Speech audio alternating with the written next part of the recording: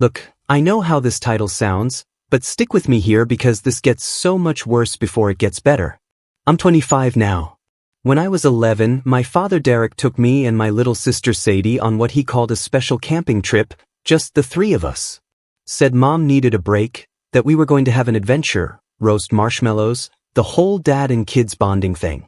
I remember being so excited because he rarely spent time with just us kids. He was always working or out with his buddies, leaving Mom to handle everything. So when he suggested this trip, I thought maybe things were changing. We drove about 4 hours north to some remote campground in the mountains. The kind of place where cell service cuts out completely and you don't see another person for miles. Dad set up the tent, got a fire going, the works. He kept calling me his little soldier and telling Sadie she was his princess. We roasted marshmallows and hot dogs, and I felt like maybe things were finally going to be different. Maybe he was finally going to be the dad I wanted him to be. Sadie was so happy that night, giggling and trying to catch fireflies while Dad told us stories about when he was a kid. That should have been my first clue something was wrong. Derek had never told us stories about his childhood. Never showed us that much attention. But I was 11 and desperate for my dad to actually want to spend time with me. I woke up at dawn to Sadie screaming. Not crying, screaming. The kind of sound that makes your spine freeze and your brain go blank. His car was gone. Our food was gone. Even our shoes were sitting by his empty sleeping bag with a note tucked inside one of them. Not my problem anymore. That's it. For words to explain why he left 2 kids alone in the wilderness. Sadie had a fever that hit 104 degrees. She was burning up against me while I carried her for what felt like forever. Trying to find help. I was 11 years old carrying a toddler through the woods with no shoes, no food, no water. The ranger who found us after 4 days said we were lucky the bears didn't get us first. 4 days of drinking from streams, eating berries I wasn't even sure were safe, and carrying my delirious sister while she got sicker and sicker. Do you want to know what 4 days in the woods does to an 11-year-old? It teaches you that the person who's supposed to protect you will throw you away the second you become inconvenient. It teaches you that promises mean nothing. It teaches you that you can't trust anyone to save you except yourself. When we got home, Mom discovered he'd cleaned out every bank account, sold her mother's jewelry, the only thing she had left from her mom who died when I was little. Even took my college fund that my grandparents had started for me when I was born. $23,000 gone. He sent one postcard from Mexico about 2 weeks later. You were just dead weight. Finally free. He used a vacation postcard with palm trees on it. Mom tried to hold it together, but she was working 2 jobs just to keep the lights on after Derek cleaned us out. She'd cry when she thought we couldn't hear her. Meanwhile, Sadie started having nightmares every single night. She'd wake up screaming that someone was leaving her in the dark.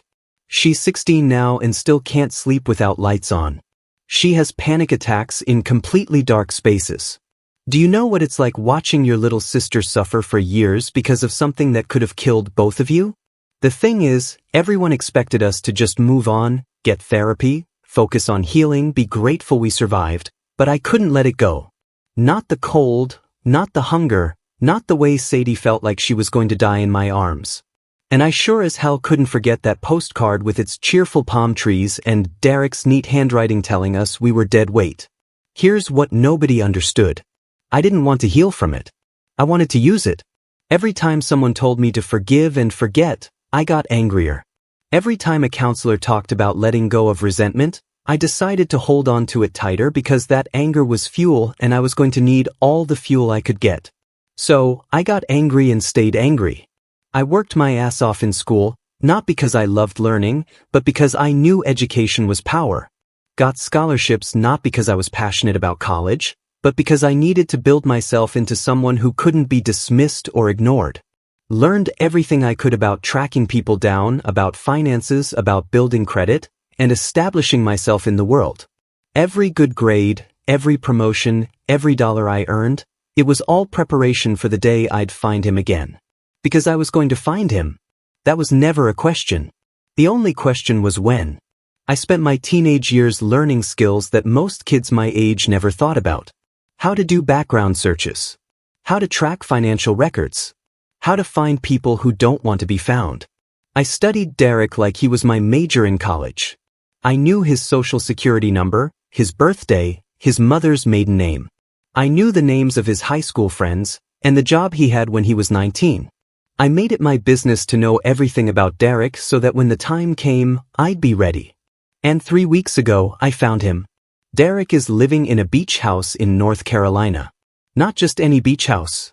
A beautiful place right on the water that probably costs more per month than mom makes in 6 months. Has a new wife, Camille, and 2 kids, boy and girl, probably around the same age as Sadie and I were when he left us. I watched him grilling steaks on his deck through binoculars, laughing with his perfect new family like he doesn't have 2 kids who nearly died because he decided we were inconvenient. The best part, I did some digging through social media and public records and found out he's been telling people his previous family died in a car accident. That's his story. We're dead to him, literally. Sadie and I are just casualties he left behind so he could start fresh with no responsibilities and no guilt. His new wife probably thinks he's this tragic widower who lost everything and had to rebuild his life from scratch. I found his LinkedIn, his Facebook, his Instagram.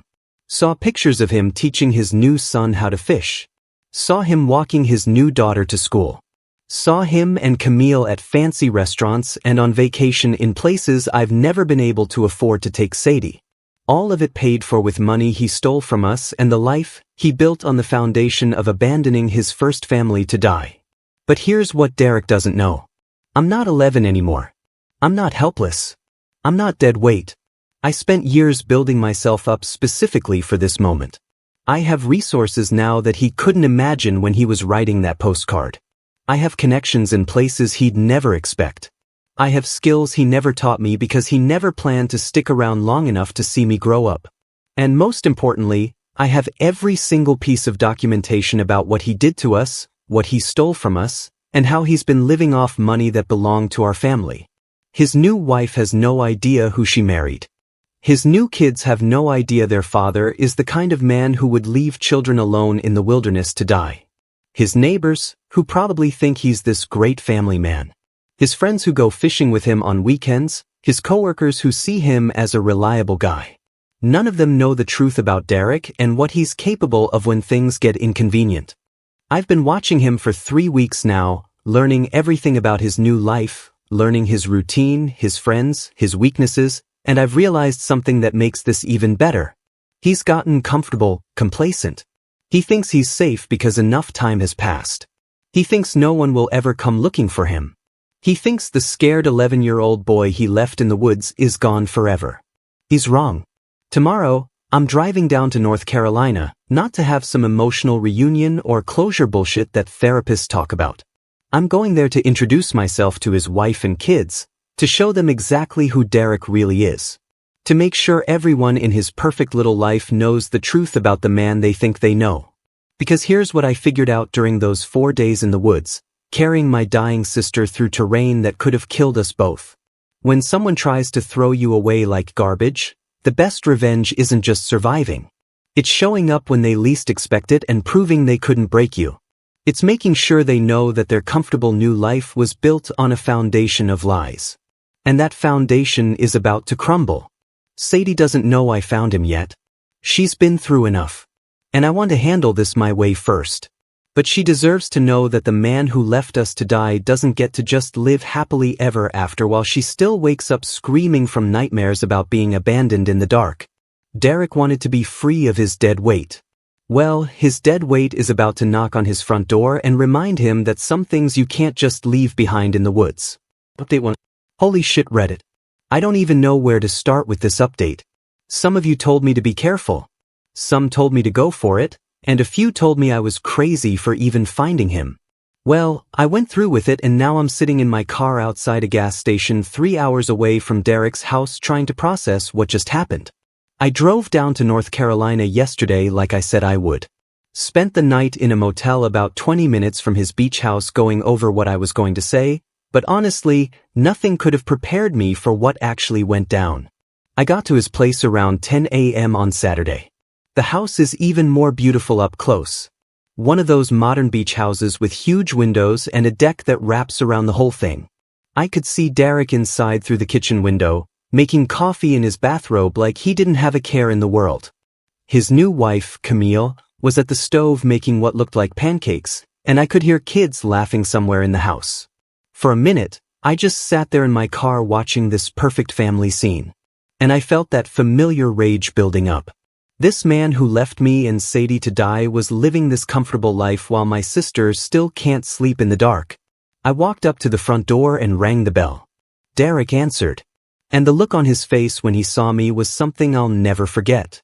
Not fear exactly, but this kind of sick recognition, like he always knew this day would come but hoped it wouldn't. He didn't ask who I was or pretend not to know me. He just stared at me for about 10 seconds, then said my name like he was confirming it to himself. Camille came up behind him asking who it was, and that's when things got interesting. Derek told her I was someone from his past and that they needed to talk privately. She looked confused but took the kids upstairs. I could hear her telling them to play in their rooms for a while. Derek stepped outside and closed the door behind him. We stood on his perfect deck overlooking the ocean. And for the first time in 14 years, I was face to face with a man who tried to throw me away. I started with the obvious question. But why did he leave us in the woods to die? Why did he steal everything from Mom? Why did he send that postcard telling us we were dead weight? I wanted answers, and I wanted him to know exactly what his choices had done to our family. But Derek's response wasn't what I expected at all. He told me he never thought we would die. Said the campground had rangers who did regular patrols and he figured we'd be found within hours, maybe a day at most. Said he left the note because he knew I was smart enough to stay put and wait for help, not try to walk out of the woods. I told him about Sadie's fever, about carrying her for 4 days, about the rangers saying we were lucky to survive. Derek went completely white when I described how sick she got. He kept saying that wasn't supposed to happen, that we were supposed to be found quickly. Then he told me something that made my blood run cold. Derek said he didn't plan the camping trip to abandon us. He planned it because Mom asked him to. According to Derek, Mom had been having an affair for months. He found out about it and confronted her. And she told him she wanted a divorce but needed time to figure out how to handle it with us kids. She asked him to take us camping for a weekend so she could move her boyfriend into the house and they could figure out their next steps. Derek said he felt like his whole world was falling apart. His wife didn't want him anymore. He was going to lose his house, his kids, everything. So when he got to the campground and started thinking about coming home to find another man in his bed, and his wife asking for half of everything in a divorce, he just snapped. He said he didn't plan to steal the money or disappear forever. He just couldn't face going back to that house and pretending everything was normal while Mom and her boyfriend planned their new life together. So, he drove to Mexico to clear his head and figure out what to do next. But here's where it gets really twisted. Derek said he called the ranger station from Mexico to make sure we'd been found. When they told him 2 kids had been rescued after 4 days, and one had been hospitalized with a severe fever, he realized how badly he'd messed up. He said he was too ashamed and scared to come back and face what he'd done. I asked him about the money, about Mom's jewelry, about my college fund. Derek said he took it because he figured Mom would clean him out in the divorce anyway. And at least this way he'd have something to start over with. Said he convinced himself that Mom and her boyfriend would take care of us better than he ever could. Now, here's the part that really messed with my head. I asked Derek about Mom's affair because I'd never heard anything about it. Derek pulled out his phone and showed me screenshots he'd saved all these years. Text messages between Mom and some guy named Marcus talking about how they couldn't wait for Derek to be gone so they could be together properly. Messages about how Mom was going to file for divorce as soon as Derek took us camping because it would be easier without the kids around asking questions. The timestamps on these messages were from the week before our camping trip. I felt like the ground was shifting under me. Everything I thought I knew about what happened was suddenly different. Don't get me wrong, Derek still abandoned us in dangerous conditions and could have killed us. But the idea that Mom orchestrated the whole thing so she could move her boyfriend in while we were gone, that she was planning to divorce Derek and knew he was struggling with it, that changes the whole story.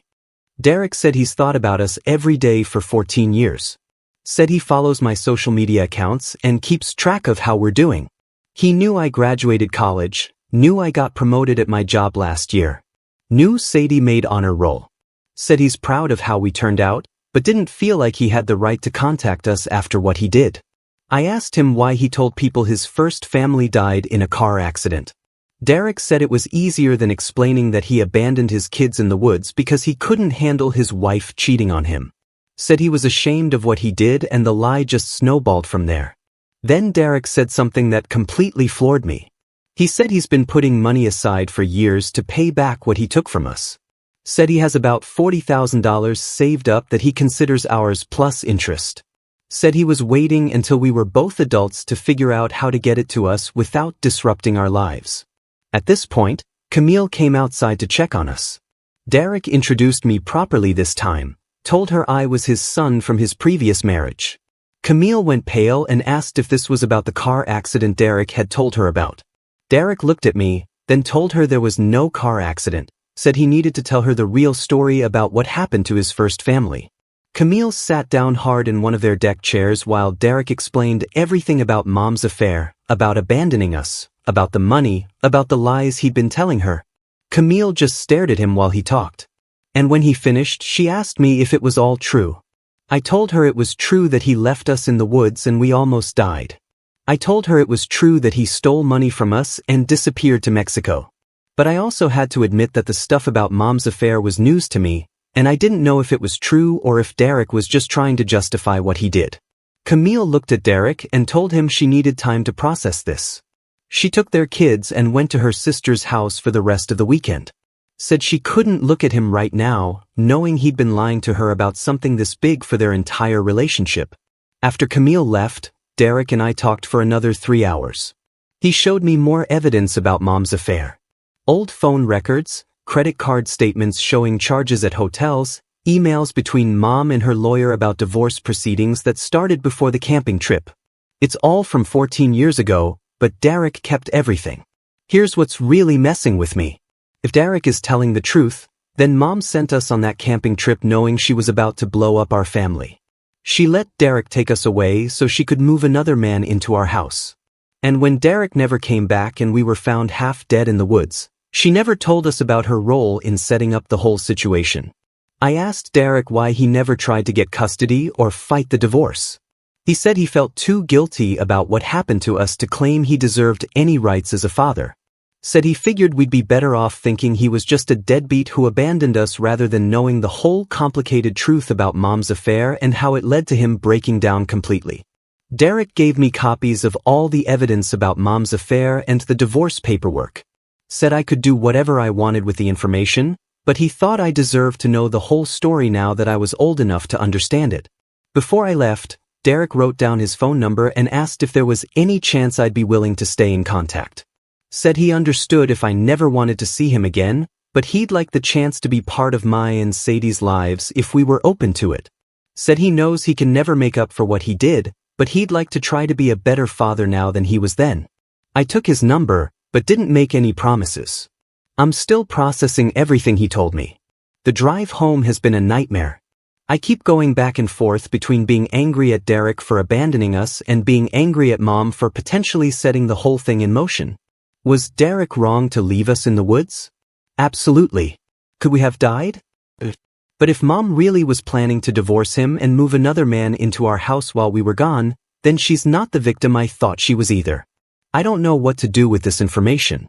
Part of me wants to confront Mom about the affair and ask her if she knew Derek was struggling when she sent us away with him. Part of me wants to just ignore everything Derek said and stick with the version of events I've believed for 14 years.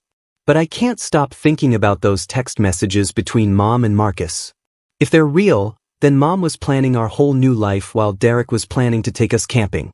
She was making arrangements to start over with another man while sending her kids away with their father who she knew was falling apart. I'm supposed to drive to Mom's house tomorrow for Sunday dinner like I do every week.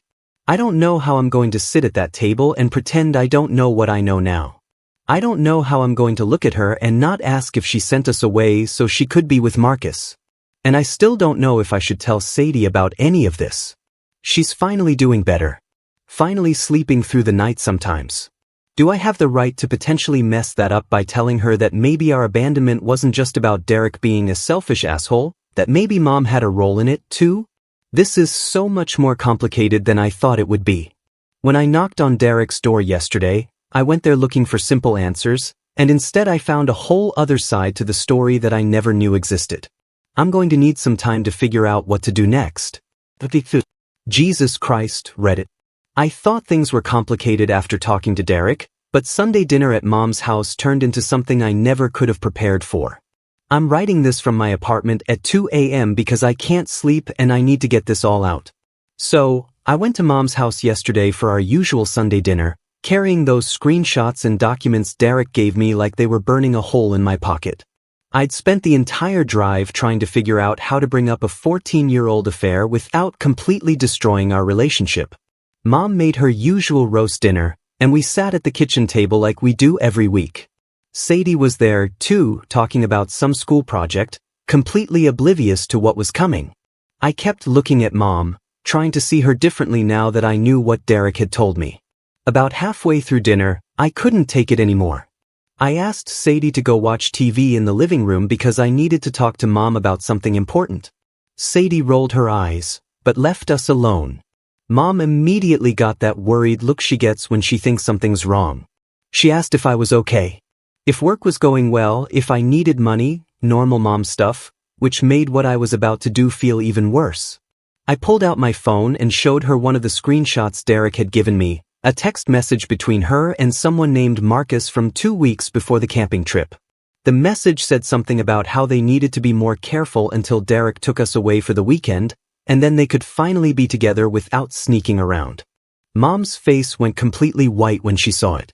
She stared at the phone for about 30 seconds without saying anything, and I could actually watch her trying to figure out what to say.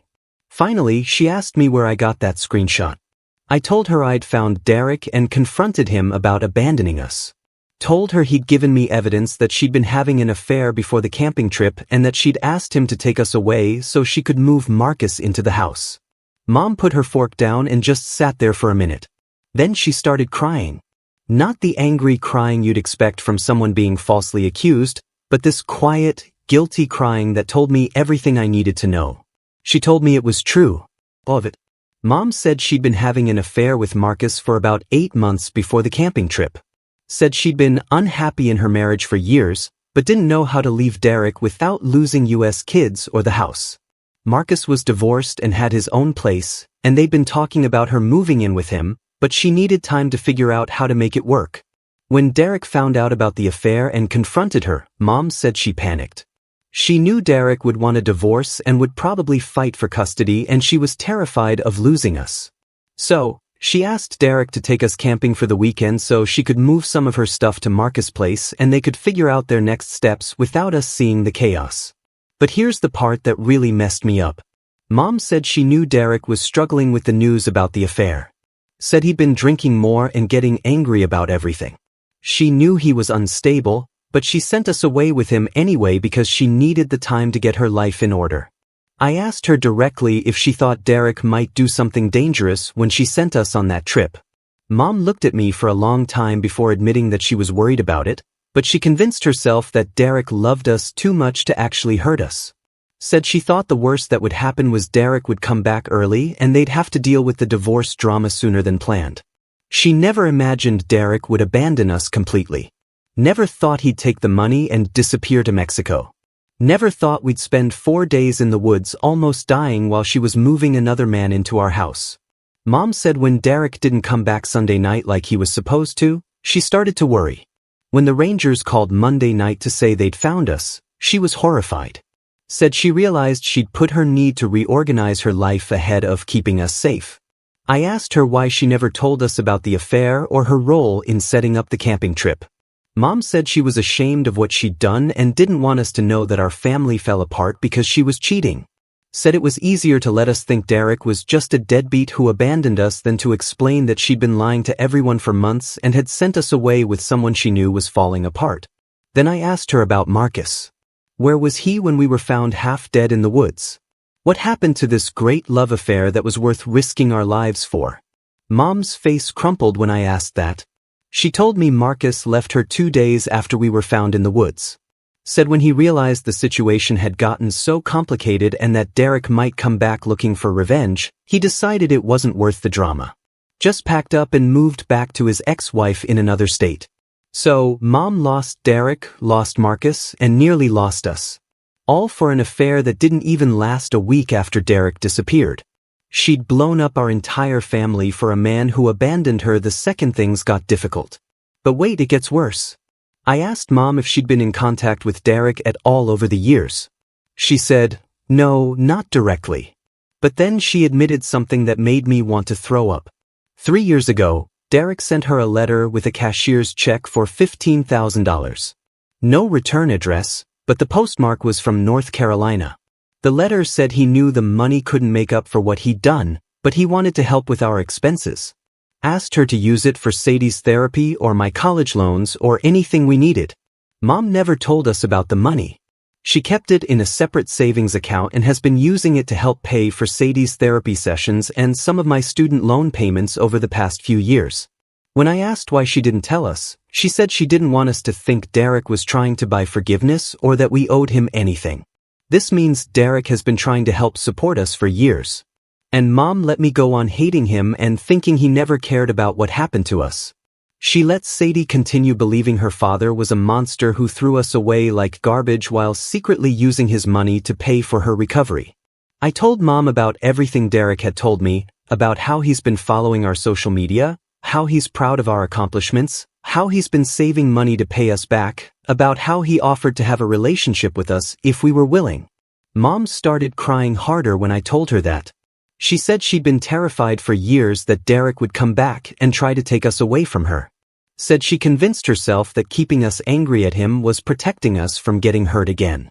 I asked her if she thought Derek deserved to know about how we were doing, if we deserved to know that he'd been thinking about us all these years. Mom said she didn't know what was right anymore. Said she'd made so many bad decisions back then that she didn't trust her judgment about anything involving Derek. About this time, Sadie came back into the kitchen asking what was wrong because she could hear Mom crying.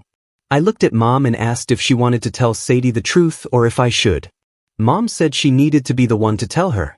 So, she told Sadie everything about the affair, about asking Derek to take us camping so she could move Marcus in, about Derek's breakdown and abandoning us, about the money he'd been sending, about how she'd let us go on hating him while secretly knowing the situation was more complicated than we understood. Sadie just sat there listening to all of this, and when Mom finished, she asked the question I'd been afraid to ask. She wanted to know if any of this would have happened if Mom hadn't been cheating. Mom couldn't answer that. She just kept apologizing and saying she'd made terrible choices that hurt everyone. Sadie got up from the table and went upstairs to her room. Mom and I could hear her pacing around up there, probably trying to process everything just like I had been. I stayed and talked with Mom for another 2 hours. She showed me the letters Derek had sent with the money and copies of the bank statements showing how she'd been using it for our expenses. She gave me all of it and said I could do whatever I wanted with the information. Mom asked if I was planning to contact Derek or try to have a relationship with him. I told her honestly that I didn't know yet, but that I thought he deserved to know the truth about how his money had been helping us. And we deserved the chance to make our own decisions about whether we wanted him in our lives. She agreed but asked me to please be careful. Said she was terrified that Derek might still be angry about the affair and could hurt us again if we got too close to him. Before I left, Mom asked if I could ever forgive her for the choices she made. I told her I needed time to think about everything, but that I was glad she'd finally told us the truth. When I got home, I found 3 missed calls from Derek's number. I called him back and he told me Camille had asked him to move out of their house. Said she needed space to figure out if she could stay married to someone who'd lied to her about something so fundamental to who he is. Derek's staying in a hotel for now, and he asked if I'd be willing to meet with him again. Said he had more things he wanted to tell me about what happened back then, things he hadn't been ready to talk about when his wife and kids were in the house. I told him about my conversation with Mom and how she'd confirmed the affair and her role in setting up the camping trip. Derek was quiet for a long time, then said he was glad I finally knew the whole truth, even though he knew it made everything more complicated. He asked about Sadie and whether she was okay hearing all of this. I told him she was struggling with it just like I was, but that she deserved to know that the story wasn't as simple as we'd always believed. Derek said he'd like the chance to apologize to Sadie directly someday, if she was ever willing to hear it. Said he knew he didn't deserve forgiveness from either of us, but he wanted us to know how sorry he was and how much he'd regretted his choices every day for the past 14 years. I'm supposed to meet with Derek again this weekend. He said he wants to show me something that might help me understand why he made the choices he did back then. I don't know what that means, but at this point, I feel like I need to hear the whole story before I can decide what kind of relationship, if any, I want to have with him. This whole situation has turned everything I thought I knew about my family upside down. Derek was wrong to abandon us and could have gotten us killed. But Mom's affair and her decision to send us away with someone she knew was unstable played a role in creating the situation that led to Derek's breakdown. I keep going back and forth between being angry at both of them and trying to understand how two people who were supposed to love us made such terrible decisions that nearly cost us our lives. Sadie texted me this morning saying she wants to come with me when I meet Derek again. Said she needs to hear his side of the story directly from him before she can decide how she feels about everything. I don't know if that's a good idea or not, but I think Sadie has the right to make that choice for herself. She's not the scared 2-year-old Derek left in the woods anymore. She's old enough to handle complicated truths, even if they're painful. This whole thing started with me wanting simple revenge against the man who abandoned us. Now I'm trying to figure out how to navigate a relationship with both of my parents while processing the fact that they both made choices that could have killed us. Family is so much more complicated than I thought it was 2 weeks ago. Final update. This is going to be my last update on this whole situation. It's been 3 weeks since I first knocked on Derek's door, and I finally feel like I have enough closure to move forward. Not the kind of closure I thought I wanted when this started, but the kind I actually needed. Sadie and I drove down to North Carolina together last Saturday. She'd been quiet the whole week after learning the truth about Mom's affair and Derek's side of the story. I could tell she was processing everything, just like I had been, trying to figure out how to feel about parents who had both made terrible decisions that nearly cost us our lives. Derek was staying at a hotel near the beach since Camille had asked him to move out while she figured out their marriage. We met him at a coffee shop downtown because Sadie said she wanted to be somewhere public for our first real conversation in 14 years. When Derek saw Sadie walk in, he just stopped talking mid-sentence and stared at her. You could see him trying to reconcile the scared 2-year-old he'd left in the woods with this confident 16-year-old who was taller than Mom now. Sadie looked just as stunned seeing him. I don't think she really remembered what Derek looked like before this moment. We sat down at a corner table and there was this awkward silence while we all tried to figure out how to start a conversation that was 14 years overdue. Finally, Sadie just asked him directly why he left us in the woods to die. Derek looked her in the eyes and told her the same thing he'd told me. That he never intended for us to be in real danger. That he thought we'd be found quickly. That he was having a breakdown and made the worst decision of his life in a moment when everything felt hopeless. But then Derek told us something he hadn't mentioned before. He said that when he drove away from the campground that morning, he only made it about 20 miles before he pulled over and threw up on the side of the road. Said he sat in his car for 2 hours trying to convince himself to go back and get us, but every time he thought about facing Mom and Marcus and the divorce, he just couldn't do it. Derek said he drove to the nearest town and called the ranger station from a payphone, asking them to check on the campsite where he'd left us. But when the ranger told him they'd send someone out on their next patrol in a day or two, Derek panicked and hung up. He said he was too ashamed to explain that he'd abandoned his kids, so he just hoped the patrol would find us soon. Derek told us he spent 4 days in that little town, checking into a motel and calling the ranger station every few hours, asking if they'd found any lost children. When they finally told him 2 kids had been rescued and 1 was hospitalized, Derek said he realized how badly he'd messed up and was too scared to come forward. Sadie asked him why he took the money and went to Mexico instead of coming back to face what he'd done. Derek said he convinced himself that we'd be better off without him, that Mom and Marcus would take better care of us than he ever could, and that the money would at least give him a chance to start over somewhere and maybe send help later. Then Derek pulled out a folder he'd brought with him. Inside were bank statements going back 12 years, showing regular deposits into a savings account labeled for me and Sadie. Derek had been putting aside money every month since he got his first job in North Carolina, building up what he called our future fund. He showed us the account balance, almost $60,000. Said he'd been planning to give it to us when we both turned 18, but he didn't know how to contact us without disrupting our lives. The $15,000 he'd sent to Mom 3 years ago was just the beginning. He'd been saving the rest, hoping someday he'd figure out how to make things right. Sadie stared at those bank statements for a long time. Then she asked Derek if he thought money could make up for what he'd done to us. Derek said no. Absolutely not. Said no amount of money could undo the trauma we'd experienced or give back the childhood we'd lost. But he hoped it might help us build better futures than we would have had otherwise. I asked Derek about his current family and what was happening with Camille. Derek's face fell when I brought that up. He said Camille was struggling with the lies he'd told her about his past. But more than that, she was horrified by what he'd done to us. Said she couldn't understand how someone could abandon their children, no matter what the circumstances were. Derek said their kids, Jackson and Kay, were 8 and 6 now. They kept asking where Daddy went and when he was coming home. Camille had told them Derek was helping some family friends with a problem, but Derek knew that explanation wouldn't work much longer. He asked if we'd be willing to meet Jackson and Kay sometime. Said they deserved to know they had older siblings, and he thought it might help them understand why their family situation was so complicated right now. Sadie surprised me by saying yes immediately.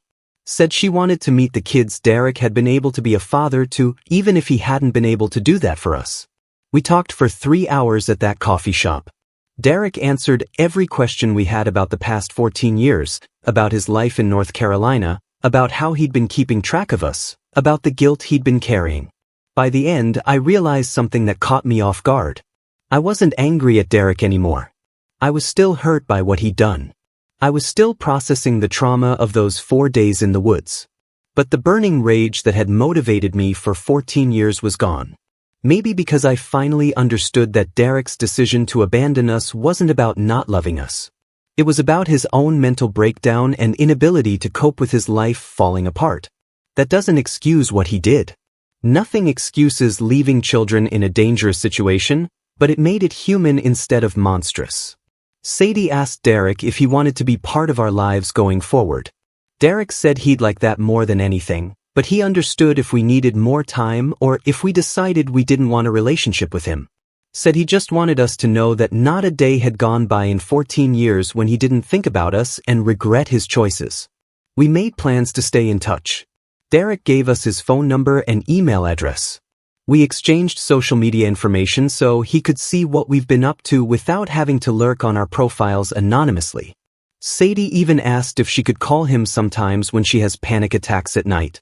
Said maybe talking to him about what happened might help her process the trauma better. Before we left, Derek asked about Mom and whether we thought there was any chance she might be willing to talk to him someday.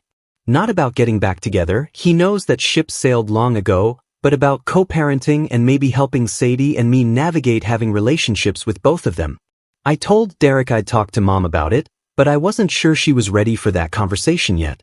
Mom's been dealing with her own guilt about the affair and sending us on that camping trip. She started therapy to work through what happened 14 years ago and how her choices contributed to our trauma. On the drive home, Sadie and I talked about everything we'd learned over the past few weeks. About how our family story was so much more complicated than we'd understood. About how both of our parents had made terrible decisions that hurt us, but for different reasons and in different ways. Sadie said something that really stuck with me. She said she was glad we finally knew the whole truth, even though it was messier and more painful than the simple version we'd believed for years. Said she'd rather deal with complicated truth than live with a lie, even if the lie was easier to understand. We decided to tell Mom about our conversation with Derek and see if the 3 adults could work together to figure out how to move forward as a family. Not the family we were before everything fell apart, but a new kind of family that could handle complicated truths and shared responsibility for past mistakes. Derek called me yesterday to let me know that he'd had a long conversation with Camille about our meeting. She's agreed to try couples counseling to work through the lies Derek told her about his past. She also wants to meet Sadie and me before she decides whether their marriage can survive this revelation. Derek said Camille told him she could potentially forgive him for abandoning us if he was willing to spend the rest of his life making it up to us. But she couldn't stay married to someone who would lie to her about something so fundamental to who he is.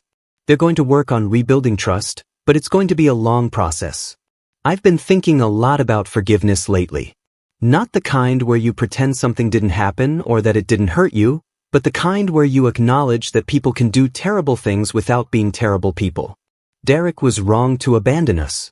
Mom was wrong to send us away with someone she knew was unstable. But they were both dealing with an impossible situation in the worst possible ways. I'm not saying what they did was okay. Sadie and I could have died because of their choices. We've both dealt with trauma and trust issues that will probably affect us for the rest of our lives. But I also understand now that they were just two people who made catastrophically bad decisions during the worst crisis of their marriage. The revenge I thought I wanted when I first found Derek doesn't make sense anymore. Derek has been punishing himself for 14 years. Mom has been carrying guilt about the affair and the camping trip for just as long. They've both lost time with us that they can never get back. What more could I possibly do to them that they haven't already done to themselves? Instead of revenge, I want something harder but more meaningful.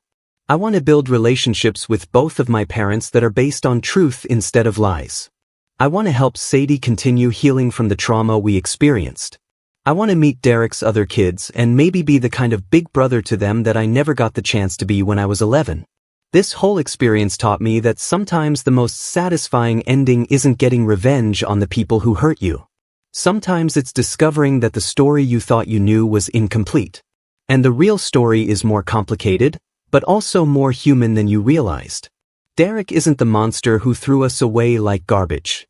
Mom isn't just the victim of a deadbeat husband. They're both flawed people who made terrible choices during the worst moment of their lives. And those choices nearly cost Sadie and me everything.